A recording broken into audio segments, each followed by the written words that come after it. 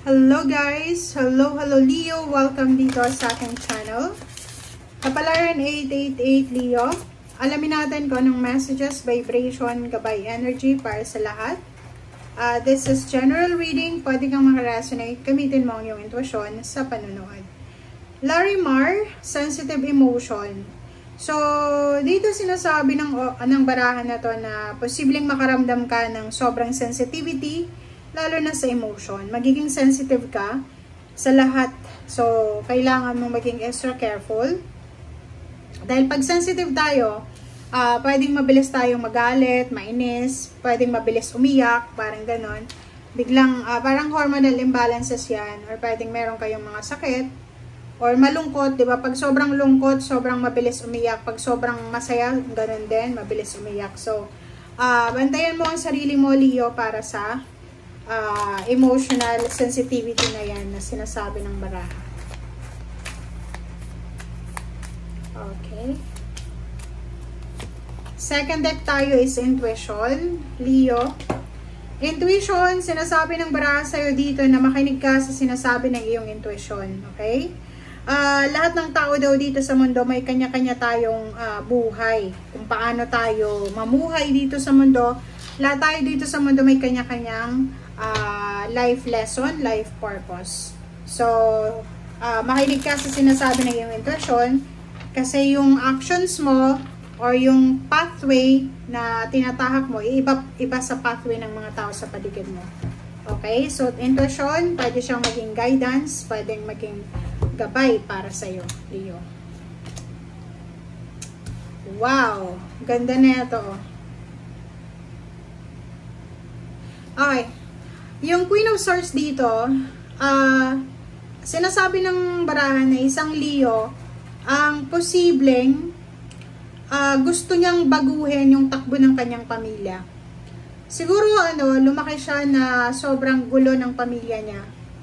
Yung childhood niya is hindi masyadong maganda. And yung Leo ito ay nakikita natin na gustong-gusto niyang baguhin, gusto niyang gawing stable, secured ang kanyang pamilya. So, etong Four of Wands, sinasabi ng barahan na pwedeng panganay ka na Leo or bunso or kung ano man ang posisyon mo sa pamilya. Talagang susubukan mong ayusin yung pamilya mo. Okay? Nakikita natin yung direksyon na gusto mong tahakin in terms of family is stable talaga. Meron ditong Leo na nasa isip niya, nasa mindset niya, or nasa plano niya yung pagpapatayo ng bahay. Pagpapatayo ng bahay, pagpaparenovate ng bahay, pagbili ng bahay lupa, pwedeng pag-iisip ng mga retirement plans, parang ganun. Okay. Kaso lang, meron ka ditong financial offer, pwedeng galing to sa bangko. Ino-offeran ka siguro, Leo, ng bangko na umutang sa kanila para sa pagpapatayo ng bahay, pagbili ng sasakyan, or anything. Pero, i-reject mo siya. Diba? So, tingnan mo to. Kung ano mang offer na to na ipaparating sa'yo, ay hindi ka interesado. Bakit hindi ka interesado? Kasi natatakot ka. So, you have fear dito sa ino-offer sa'yo. So, parang yun, loan sa bangko yan. Pwedeng ino-offeran ka ng loan sa bangko. So, natatakot ka na baka hindi mo babayaran yan. Baka hindi mo mabalanse yung, tawag dyan, yung pera. So, hindi mo alam kung saan ka kukuha ng pambayad. Parang ganun. Dito din, sinasabi ng barahan na ino-offeran ka ng universe ng dalawang option. Is either 2 companies or 2 countries kung saan ka pwedeng magsimula. Kaso lang, natatakot ka. So, like dito, a Knight of Pentacles, connected siya sa Two of Wands. Is either 2 jobs ang ino-offer sa'yo, pero hindi ka interesado kasi takot ka. Okay? Pero, yung iba naman dito, yung ibang Leo dito ay posibleng makatanggap sila ng offer or ng news. Or like for example, Leo, nag-a-apply ka ng trabaho, tapos hindi mo pa natatanggap yung confirmation from HR, dito sinasabi na possible ka na makatanggap ng balita, confirmation, na pwede ka nang makapasok sa trabahong yan. O yung iba, pwedeng naghahanap ka ng trabaho, pwedeng makatanggap ka ngayon ng mensahe na galing sa iyong kapamilya, kaibigan, o kakilala kung saan sila, kung saan ka pwedeng mag-apply ng trabaho. Okay, Leo. Next card natin is Ace of Pentacles and then Ace of Cups. May mga Leo dito na posibleng dalawa yung magbubukas sa'yo. So, ihanda mo yung sarili mo, Leo. Okay? Prepare yourself kasi pwedeng love life, pwedeng bagong relationship, or kung wala ka pang karelasyon, pwedeng may manligaw sa'yo, or pwedeng mong maligawan kung lalaki ka, or posibleng trabaho yung darating sa'yo. So, sobrang swerte ka kung single ka.